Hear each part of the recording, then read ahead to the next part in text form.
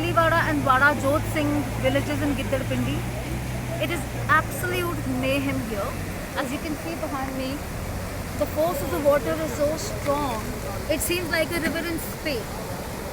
These villages are all on dry ground under normal circumstances, but they've been badly flooded in, and this area is further downstream.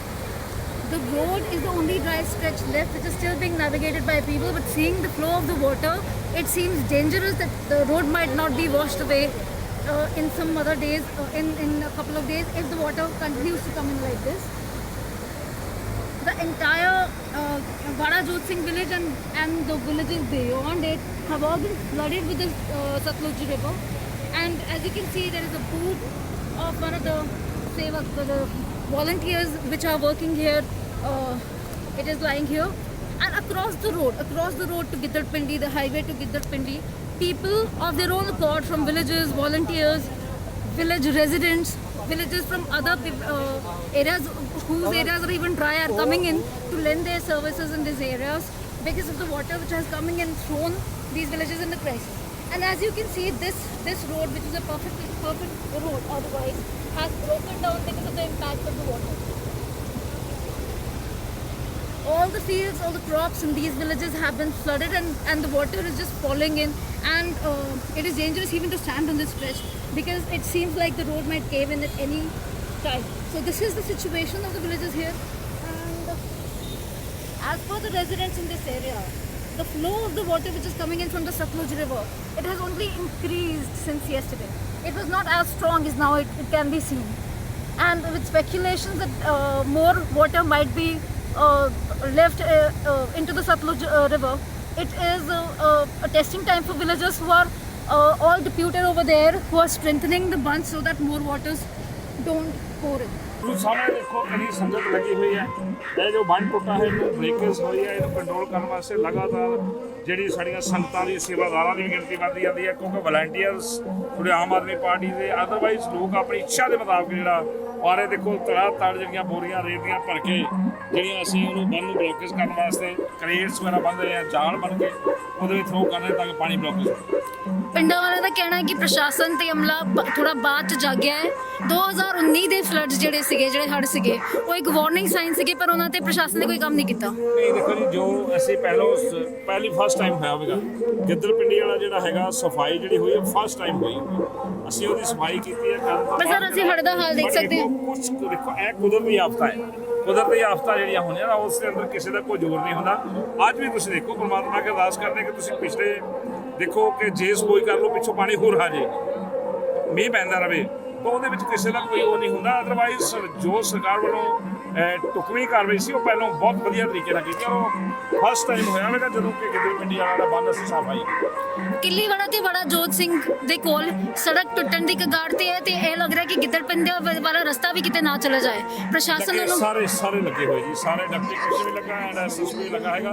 ਅਸੀਂ ਜਿੱਥੇ ਸਾਨੂੰ ਲੱਗਦਾ ਡਰ ਅਸੀਂ ਉੱਥੇ ਜੋ ਸਾਨੂੰ ਸੰਭਵ ਹੈ ਉਸ ਤਰੀਕੇ ਨਾਲ ਕ੍ਰੇਟਸ ਵਗੈਰਾ ਬੋਰੀਆਂ ਭੇਜ ਦਾਂਗੇ ਕੋਈ ਬਲੋਕੇਜ ਨਾ। ਕਿਸਾਨ ਦੇ ਪਿੰਡ ਵਾਲੇ ਕਹਿ ਰਹੇ ਨੇ 2019 ਤੋਂ ਜ਼ਿਆਦਾ ਨੁਕਸਾਨ ਹੈ, ਪਰ ਉਸ ਹਿਸਾਬ ਦੀ ਰਿਲੀਫ ਆਪਰੇਸ਼ਨ ਨਹੀਂ ਹੈ, ਹਲੇ ਪਿੰਡਾਂ 'ਚ ਨਹੀਂ ਪਹੁੰਚੀ। ਬੋਟਸ ਵੀ ਹਲੇ ਘੱਟ ਨੇ ਜਿਹੜੇ ਪਿੰਡਾਂ ਤੱਕ ਜਾ ਸਕਦੇ। ਬਹੁਤ ਜੀ ਆਰਮੀ ਲੱਗੀ ਹੋਈ ਹੈ, ਨੈਸ਼ਨਲ ਰੈਸਕਿਊ ਟੀਮ ਲੱਗੀ ਹੈ, ਸਟੇਟ ਰੈਸਕਿਊ ਟੀਮ ਲੱਗੀ ਹੈ, ਪਰ 20-25 ਬੋਟਸ ਹੀ ਲੱਗਣੀਆਂ ਚਾਹੀਦੀਆਂ ਜਿੰਨੇ ਪਿੰਡ ਹੈ ਉਸ ਹਿਸਾਬ ਨਾਲ ਲੱਗੀਆਂ 20-25 ਤੋਂ ਜ਼ਿਆਦਾ ਲੱਗੀਆਂ ਹੈਗੀਆਂ। ਅੱਛਾ, ਤੇ ਜਿਹੜੇ ਕਿਸਾਨਾਂ ਦਾ ਫਸਲ ਦਾ ਮੁਆਵਜ਼ਾ ਹੈ ਉਹਦੇ ਬਾਰੇ ਕੀ ਪਲਾਨ ਹੈ? ਡੈਫੀਨਿਟਲੀ ਸੀਐਮ ਸਾਹਿਬ ਪੰਜਾਬ ਦੇ ਮੁੱਖ ਮੰਤਰੀ ਸਾਹਿਬ ਭਗਵੰਤ ਸਿੰਘ ਮਾਨ ਜਿਹੜੇ ਆ ਉਹ ਆਪਣੇ ਆਪ ਤੋਂ ਸਾਰੇ ਪੰਜਾਬ ਨੂੰ ਜਿਹੜਾ ਆਪ ਮੋਨੀਟਰਿੰਗ ਕਰ ਰਹੇ ਹੈਗੇ ਔਰ ਸਾਡੀਆਂ ਡਿਊਟੀਆਂ ਲੱਗੀਆਂ ਐਮਐਲਏ ਮਿਨਿਸਟਰ ਦੀਆਂ। ਅਸੀਂ ਲਗਾਤਾਰ ਜਿਹੜਾ ਬੰਨ ਦੇ ਉੱਤੇ ਬੈਠੇ ਹਾਂ, ਲਗਾਤਾਰ ਜਦੋਂ ਬੰਨ ਬ੍ਰੇਕਰਸ ਹੋਈ ਹੈ ਰਾਤ ਅਸੀਂ 1:30-2 ਵਜੇ ਦੇ ਕਰੀਬ ਮੈਂ ਇੱਥੇ ਸੀਗਾ ਔਰ ਸੰਤ ਬਲਵੀਰ ਸਿੰਘ ਜੀ ਸੀਚੇ ਵਾਲੇ ਜੋ ਸਾਡੇ ਮੈਂਬਰ ਰਾਜ ਸਭਾ ਹੈ ਅਸੀਂ ਇਸ ਬੰਨ ਦੇ ਉੱਤੇ ਸੀ, ਲੇਕਿਨ ਸਾਡੇ ਵੱਸ ਨਹੀਂ ਚੱਲਿਆ ਜਦੋਂ ਪਾਣੀ ਦਾ ਫਲਾਅ ਵਧਿਆ ਤੇ ਬੰਨ ਟੁੱਟ ਗਿਆ।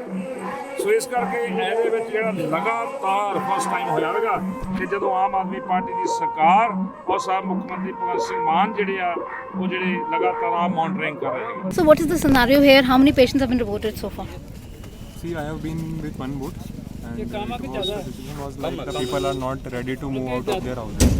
So we have to supply the medicine to their own houses. And generally the requirement is of painkillers and antihypertensives and blood sugars. And I have covered for more than 150 individuals. there were like more than 60 households we have covered by far in the 4 hours, and that was just about one boat. Second boat have also covered about the same number of households and people. So 300. Minimum you can take it from 300. And how many were sick? Ma'am, the thing is when the flood is there, no, in the starting the main problem is dehydration and pain and all conditions like that. After few days there conditions like food poisoning, diarrhea, and these type of conditions arise only after 5 to 7 Are they days. skin allergies, other kind of Skin diseases, allergies diarrhea? also And they take a bit of time to happen, because there will be people won't be using polluted water right now. They would be staying away from it. But as soon as the requirements would be increasing, like they would have to move out of their houses to get those food items and water supply and medicines we are giving them. We can't reach each and ਠੀਕ ਕਦੋਂ ਦਾ ਪਾਣੀ ਆਇਆ?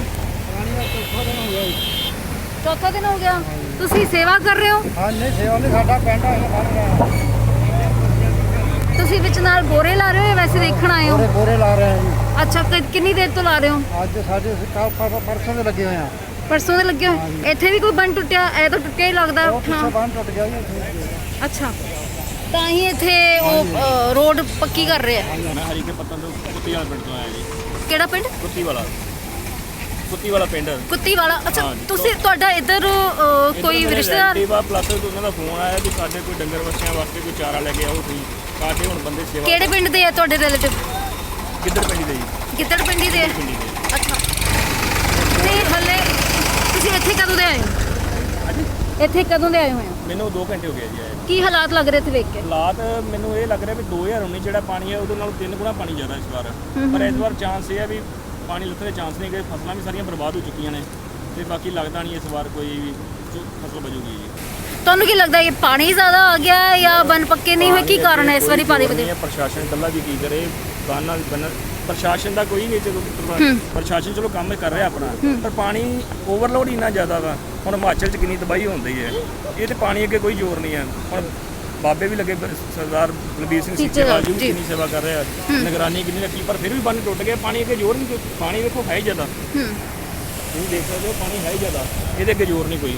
ਪਿੰਡਾਂ ਦੇ ਪਿੰਡ ਲੱਗੇ ਹੋਏ ਆ ਸੇਵਾ ਕਰਨ 'ਚ, ਪਿੰਡ ਦੇ ਵਸਨੀਕ ਸਾਰੇ ਲੱਗੇ ਹੋਏ ਆ। ਤੁਹਾਡੇ ਹਰੀਕੇ ਪੱਤਣ ਵਾਲੀ ਸਾਈਡ ਤੋਂ ਕਿੰਨੇ ਬੰਦੇ ਇੱਥੇ ਸੇਵਾ ਕਰਨ ਆਏ? 40 ਬੰਦੇ ਆਏ ਜੀ। 40 ਬੰਦੇ ਆਏ। ਹੋਰ ਵੀ ਆ ਰਹੇ ਉੱਥੇ ਪਿੰਡਾਂ ਤੋਂ? ਸਾਡੇ ਉੱਥੇ ਇਹਦੇ ਨਾਲੋਂ ਵੀ 3 ਗੁਣਾ ਪਾਣੀ ਜ਼ਿਆਦਾ ਸਾਡੇ। ਪਰ ਸਾਡੇ ਜਿਹੜਾ ਇਲਾਕਾ ਬਾਈਪਾਸ ਵਾਲਾ ਉਹ ਬਚਿਆ ਹੈ, ਨੀਚੇ ਵਾਲਾ ਇਲਾਕਾ ਸਾਰਾ ਬਚਿਆ ਹੈ, ਵੀ ਡੁੱਬਿਆ ਹੋਇਆ ਸਾਰਾ। ਉਹ ਇੱਥੇ ਵੀ ਇਦਾਂ ਹੀ ਹੈ? ਇੱਥੇ ਉਧਰਲਾ ਇਲਾਕਾ ਥੋੜਾ ਸੇਫ ਹੈ? ਇੱਥੇ ਕਹਿ ਸਕਦੇ ਆ ਜੇ 6 ਫੁੱਟ ਪਾਣੀ, ਉੱਥੇ 10-10 ਫੁੱਟ ਪਾਣੀ ਹੈ ਜੀ। ਉਧਰ ਦਰਿਆ ਦੇ ਬਿਲਕੁਲ ਨਾਲ ਪਿੰਡ ਲੱਗਦੇ ਜੀ, ਕੁੱਤੀ ਵਾਲਾ, ਤੁੰਗ, ਘੜੁੰਮ, ਸਾਰੇ ਪਿੰਡ ਲੱਗੇ ਲੱਗਦੇ ਆ ਜੀ, ਫੁੱਟ ਤੱਕ। ਰਾਹਤ ਬਚਾਅ ਪਹੁੰਚ ਰਿਹਾ ਪਿੰਡਾਂ ਤੱਕ? ਦੇਖੋ ਜੀ ਸਰਦਾਰ ਲਾਲ ਜੀ ਭੁੱਲਰ ਲੱਗੇ ਹੋਏ ਸਾਡੇ ਕੈਬਨਿਟ ਮੰਤਰੀ ਨੇ, ਉਹ ਲੱਗੇ ਹੋਏ, ਇਹਨਾਂ ਦੀ ਟੀਮ ਲੱਗੀ, ਐਨਡੀਐਫ ਟੀਮਾਂ ਲੱਗੀਆਂ ਹੋਈਆਂ, ਤੇ ਬਾਕੀ ਚਲੋ ਜਿੰਨੇ ਜੋਗੇ ਸਾਰੇ ਪ੍ਰਸ਼ਾਸਨ ਕੰਮ ਕਰ ਰਿਹਾ ਤੇ ਪਿੰਡ ਦੇ ਜੋ ਵੀ ਦੇ ਰਿਹਾ, ਇਹਦਾ ਸਾਰਿਆਂ ਦਾ ਧੰਨਵਾਦ। ਅੱਛਾ ਇੱਧਰ ਜਿਹੜਾ ਏਰੀਆ ਤੁਸੀਂ ਦੇਖ ਰਹੇ ਹੋ, ਆਪਣਾ ਵੀ ਦੇਖਦੇ ਹੋ, ਜੇ ਤੁਸੀਂ ਪ੍ਰਸ਼ਾਸਨ ਨੂੰ ਕੋਈ ਸੁਨੇਹਾ ਦੇਣਾ ਹੋਵੇ ਕੀ ਦੋਗੇ? ਕੁਦਰਤੀ ਆਫਤ ਨਾਲ ਲੜਨਾ ਚਲੋ ਸਾਰਿਆਂ ਦਾ ਹੈ ਹੀ ਹੈ, ਵੀ ਜੋ ਵੀ ਕੁਦਰਤੀ ਆਫਤ ਇਹਦੇ ਗਾੜੀ ਕਿਸੇ ਦਾ ਜ਼ੋਰ ਨਹੀਂ ਹੈਗਾ ਜੀ।